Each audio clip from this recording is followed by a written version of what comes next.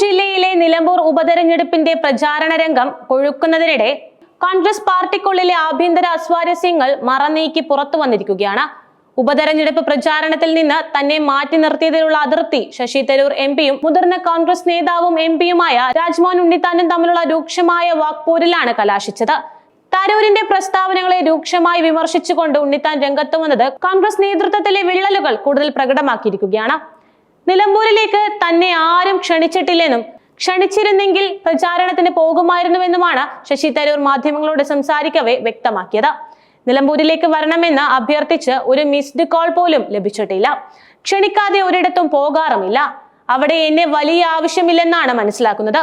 വലിയ ബുദ്ധിമുട്ടില്ലാതെ UDF സ്ഥാനാർത്ഥിക്ക് വിജയിക്കാൻ കഴിയുമെന്നാണ് പ്രതീക്ഷിക്കുന്നതും ശശി തരൂർ പറഞ്ഞ വാക്കുകളായിരുന്നു ഇത്.